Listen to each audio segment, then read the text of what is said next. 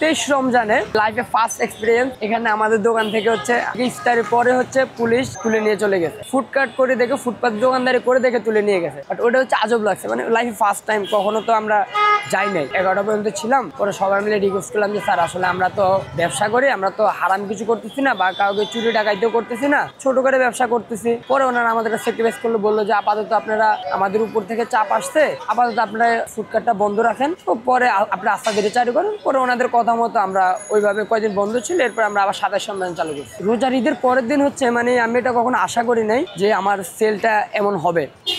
আলহামদুলিল্লাহ আমি ওই দিন মানে অনেক বেশি সেল করে ফেলছি। ওইটা মানে যেটা আমার আশা ছিল যে আমার 8,000 কিংবা 10,000 টাকা সেল হতে পারে ঈদের পরের দিন যাতে, বাট আলহামদুলিল্লাহ আমি ওই দিন 15 থেকে 16,000 টাকা সেল করছি। রমজানে যেটা লস হয়েছে আমার, ইনশাল্লাহ আমি ঈদে আবার ওটা আমি তুলে ফেলছি। এটা সম্পূর্ণ ডেকোরেশন যা আছে এভরিথিং সব আমার নিজে থেকে। প্রথম দিন একটু আনইজি ফিল হচ্ছিল, কারণ 3 স্টার ক্যাটাগরি একটা রেস্টুরেন্টে চাকরি করার পরে আসি ফুডকার্টের নামতে নিজেকে এটা বলে সান্ত্বনা দিলাম যে আসলে মানুষ তো ছোট থেকে বড় হয়। প্রথম দিন আমার 2,000 থেকে 3,000 টাকার সেল হয়েছিল।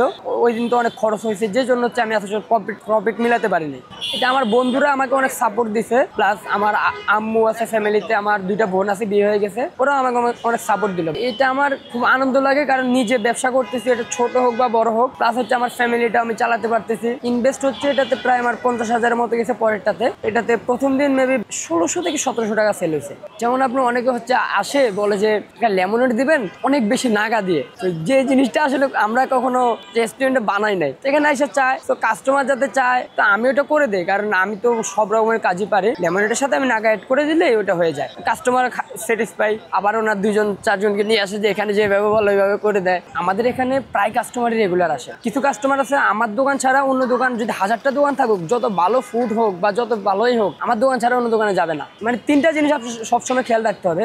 কোয়ালিটি মেনটেন করতে হবে, প্রসেসিং টাইম এটা কাস্টমারের মন মতো দিতে হবে, শর্টকাট, আর হচ্ছে আপনার কাস্টমারের সাথে সুন্দর করে কথা বলতে হবে। বিজনেসের যেটা মেন পলিসি, আপাতত কোথাও প্ল্যানিং নাই, বাট আমি বিভিন্ন জায়গায় ঘোরা হয়। তবে আমার ইনশাল্লাহ একটা দোকান চিন্তা নাজিরা বাজারে, যেখানে হচ্ছে আমার একটা জুস বার আর একটা ফাস্টফুডের দোকান একটা সেট আপেই থাকবে। এরপর হচ্ছে গুলশানে একটা রেস্টুরেন্টের চিন্তা ভাবনা আছে, ছোট হোক বড় হোক। আমার দোকান আপাতত এখন আলহামদুলিল্লাহ 2জন লোক কাজ করে, সামনে আরেকজন আসবে। আমার ব্যবসা ভালো হলে আমি চাই আমি যেমন চলতেছি আমার 2টা 3টা 5টা 10টা 100টা ছেলে আমি যাতে চালাইতে পারি। সবসময় চেষ্টা করি আমার স্টাফ যারা আছে তাদেরকে অল টাইম খুশি রাখার, যাতে তাদের সাথে কখনো রাফ বিহেভ করতে হয় না। তারা যদি ঠিক না থাকে আমার ব্যবসা চলবে না। আমি হচ্ছে রেস্টুরেন্টে কাজ করে অভ্যস্ত, তো আমার শরীর কিন্তু পরিশ্রমী, আমি যত দিবেন আমি তত পরিশ্রম করতে পারবো। এই জন্য হচ্ছে আমার কষ্ট হইলেও ওটা আমার মনে হইতো না। 2টা কারণ, একটা হচ্ছে আমি নিজে পরিশ্রম করে অভ্যস্ত, আর দ্বিতীয় হচ্ছে এটা নিজের। আমি নিজে যত পরিশ্রম করব তত আমার আর্নিং হবে বা আমার ব্যবসাটা ভালো চলবে।